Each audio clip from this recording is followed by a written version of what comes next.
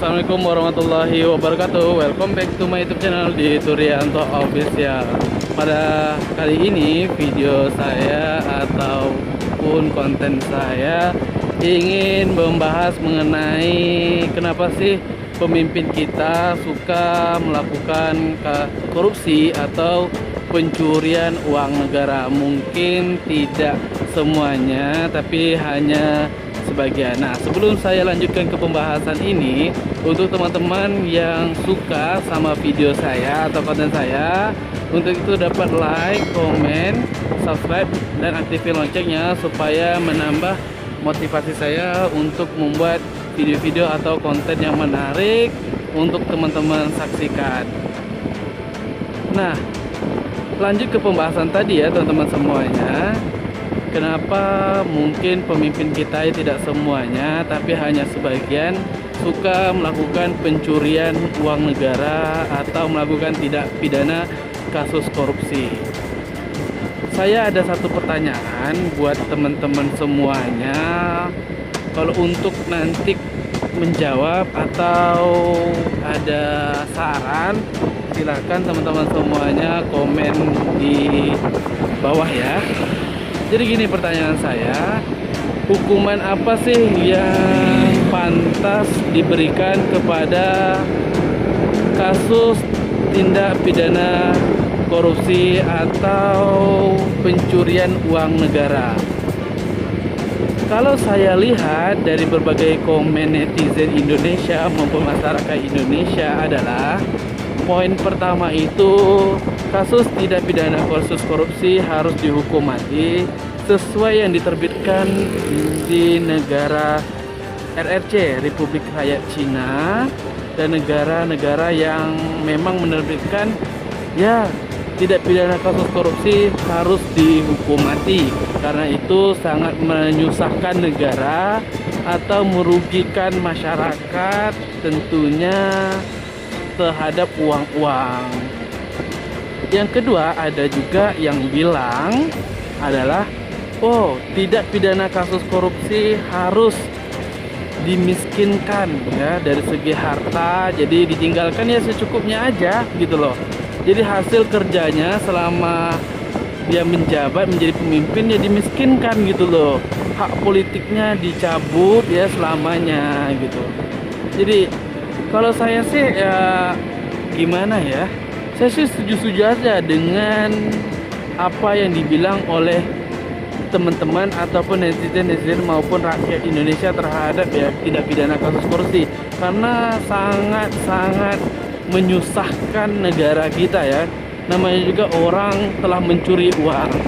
Namun di Indonesia tentunya para tindak pidana kasus korupsi ini tidak merasa malu gitu loh.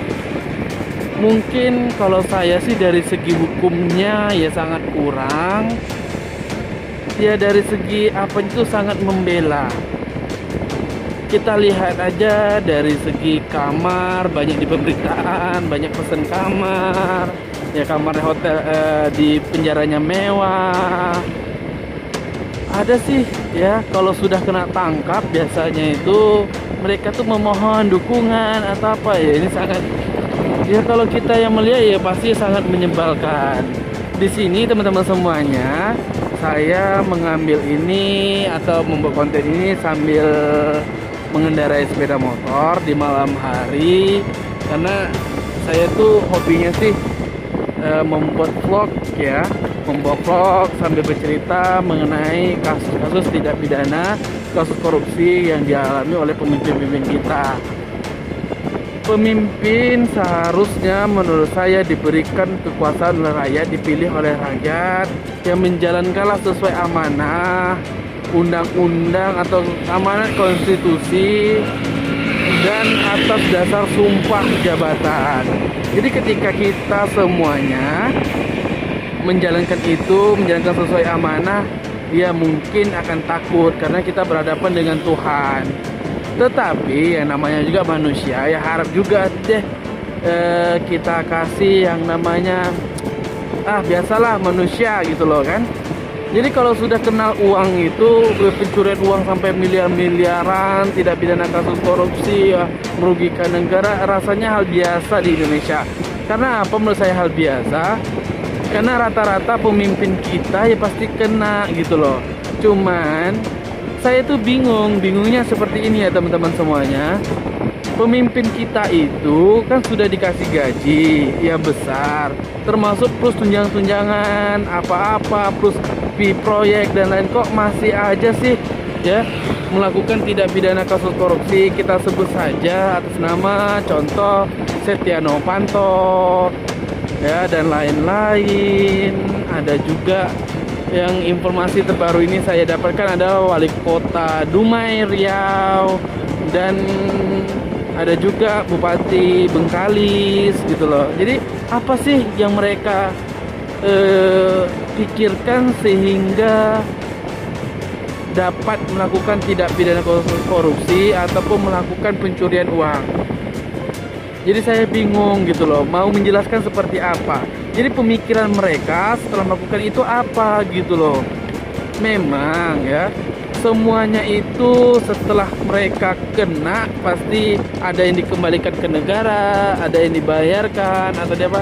Tapi tolonglah, misalnya Komisi Pemberantasan Korupsi juga memberikan peringatan terhadap mereka-mereka ini gitu loh, terhadap pemimpin kita, supaya jera, ada efeknya, supaya tidak melakukan yang namanya kasus tidak pidana kasus korupsi. Karena masyarakat rasanya jemu gitu loh, kesian dengan hak suara kita yang memilih pemimpin yang bobrok gitu loh.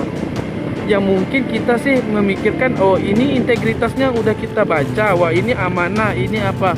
Namun kenyataannya kan nggak seperti itu gitu loh. Dan jadi timbul penyesalan. Makanya kebanyakan sih dari rakyat Indonesia itu pas pemilu itu mereka pada golput ya, pada nggak mau milih. Kenapa? Percuma gitu loh. Percumanya apa, dipimpin kita pasti kena. Banyak sih ya, di Malang itu semua anggota dewannya kena, di mana-mana. Jadi kalau nggak pemimpinnya gimana gitu? Apakah masyarakat perlu turun tangan untuk perwakilan sebagai pemberantas korupsi langsung gitu loh kan? Nanti dia bilang nggak percaya, nggak apa. Jadi kita bingung nih teman-teman semuanya kan. Jadi sekali lagi untuk teman-teman semuanya, jangan lupa untuk like, komen, serta subscribe dan aktifin loncengnya untuk menambah motivasi saya untuk membahas-bahas hal yang viral gitu loh.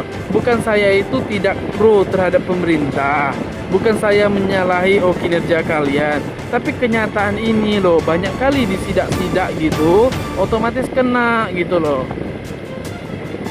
Mungkin yang bisa lolos selamat gitu loh kan. Ya saya tidak bilang. Ini adalah contoh, mungkin teman-teman semuanya bisa saksikan, nanti bisa dicari. Ada seorang bupati yang dimana sudah terpilih tapi terkejut gitu loh dengan nilai gajinya yang katanya sih mereka bilang ya sampai 100, 200, tapi kenyataan cuma 5 juta, 10 juta. Kalau memang kenyataan 5 juta sampai 10 juta, dia bilang nggak akan nyalon. Nah ini adalah kesalahan yang terjadi di pemimpin kita. Dia memikirkan gajinya gitu loh. Itu hanya gaji yang sesuai dengan peraturan perundang-undangan dari Kementerian Keuangan maupun dari Presiden gitu loh kan. Sedangkan gaji Presiden aja kecil gitu loh. Itu memang gaji. Kalau tunjangannya lain cerita gitu kan teman-teman semuanya, belum fee proyek. Dan ada si bapak itu lagi bilang, dia bilang ya kalau gajinya kecil gimana sih mau mupuk tim sukses ataupun mau kasih partai atau gimana gitu loh kan, perahunya belum ada gini gitunya. Nah ini adalah kesalahan gitu loh. Menurut saya hal yang paling bodoh yang telah diucapkan adalah bapak itu gitu loh. Bukan mementingkan bagaimana sih untuk mensejahterakan rakyat, menuntaskan yang banyak program-program misinya saat mencalonkan menjadi bupati ataupun kepala daerah gitu loh. Mari kita berantas kasus korupsi dengan pemikiran-pemikiran yang seperti itu gitu loh. Ketika Anda semuanya menurut saya telah bersumpah, maka jangan dilanggar deh. Karena kalian berhadapan dengan Tuhan, dengan Allah. Tetapi kenyataannya itu seorang pemimpin tidak melihat itu gitu loh. Ya udah jadi, ya udah, itu sumpah hal belakangan deh. Sekarang nggak akan terjadi hal sumpah. Hello bro, Pak Pemimpin, sekarang nanti di akhirat gimana Anda?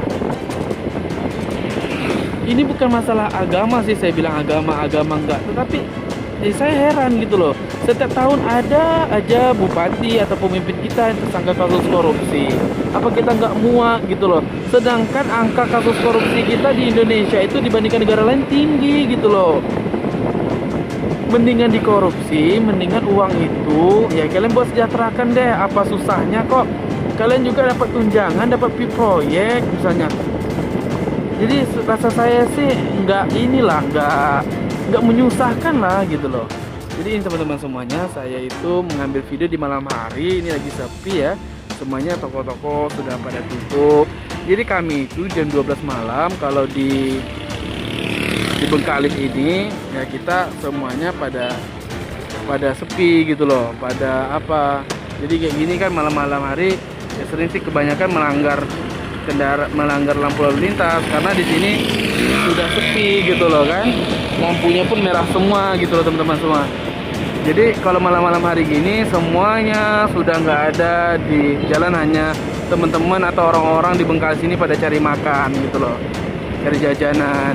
Jadi gitu teman-teman semuanya. Jadi pembahasan saya ini adalah cukup efektif untuk teman-teman ketahui gitu loh. Jadi saya jangan sampai nanti menyalahkan saya kok konten saya seperti ini. Ini real gitu, berdasarkan fakta. Saya tidak main-main. Kita saksikanlah 1 tahun itu berjalannya pemimpin kita, berapa banyak sih di antara 34 provinsi pemimpinnya kena kasus korupsi. Apa sih yang salah? Siapa sih yang salah? Misalnya pemimpin itu mau munduh masyarakat, oke, memang salah kita.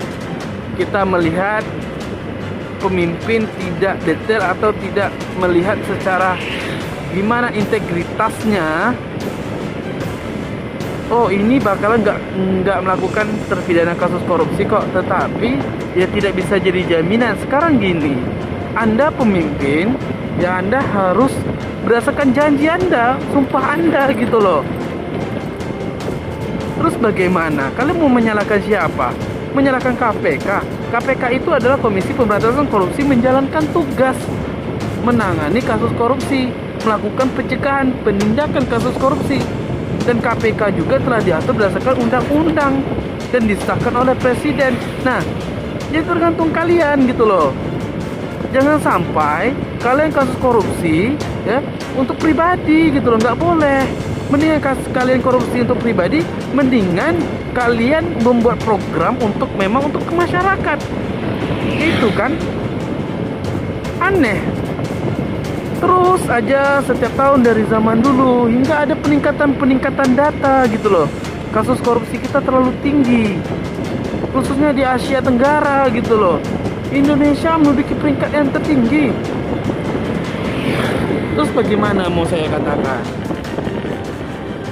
Pemimpin kita sangat bobrok gitu loh. Bagaimana sih masyarakatnya mau sejahtera, tapi pemimpinnya malah asyik korupsi. Ya memang tidak semuanya, tetapi ini menjadi pelajaran. Seharusnya dari teman-teman ya, pemimpin-pemimpin yang lain, kalau udah ada ya dari pimpinan kasus terkena kasus korupsi, tolonglah jangan korupsi. Baik itu proyek, baik apa, ya read aja. Apa susahnya gitu loh. Kalian membangun jalan ya sesuai dengan nilainya berapa miliar. Ya kalian membangun gedung ya jangan ada potong-potongan gitu loh. Ini enggak, kalian membangun jalan nanti dah kalian bilang ini nggak bisa, saya ada dapat fee gini-gini, ya udah kena. Jadi jangan sampai lah seperti itu. Kita real aja sih ya. Kita amanah-amanah aja. Ketika Anda amanah, maka masyarakat yang di bawah Anda pimpin itu bakal makmur sesuai dengan program kerja yang Anda laksanakan. Apa sih susahnya gitu loh kan? Anda ada memiliki kekuasaan gitu loh. Ketika Anda kena kasus korupsi, ya, berapa jumlah uang yang Anda dapatkan miliaran. Sedangkan masyarakat yang memilih Anda kebanyakan orang susah, malahan nggak punya rumah, malahan rumahnya udah mau roboh. Rumah dari apa, kerjanya apa, Anda enak gitu loh, udah dipilih ya, mempunyai, ya saya tidak katakan ya udah mempunyai sejuta ya, sejuta tunjangan untuk kalian nikmati. Nah, tetapi pada dasarnya kalian ya seperti itulah. Makanya saya bingung, apa sih salahnya, di mana pemimpin kita? Saya rasa tepat ketika ya perlu sih ya, perlu diterapkan undang-undang itu, perlu sih dicoba bahwasanya terpidana kasus korupsi ditembak mati. Wajar. Namun terkadang yang perlu kita pikirkan adalah itu bakalan bertentangan dengan hukum-hukum lainnya. Contoh, nanti apabila diterapkan peraturan perundang-undangan terpidana kasus korupsi ditembak mati, muncullah ya namanya hak asasi manusia. Dia perlu hak asasi manusia. Nanti timbul hukum-hukum ini, banyak yang nggak setuju gini. Nah, saya coba mau tantang gitu loh. Ketika itu terbit misalnya, pasti nggak ada yang berani lakukan tindak pidana kasus korupsi. Contohnya Republik Rakyat Cina. Walaupun kita bilang oh semua dari Cina gini-gini Cina, mereka dalam segi pemerintahannya tepat gitu loh, tepat, menjalankannya itu tepat. Kayak di Korea Utara, Korea Selatan gitu loh, itu mereka semuanya yang korupsi pasti ditindak pidananya dibunuh gitu loh. Di Indonesia nggak bisa karena banyak yang menentang itu gitu loh.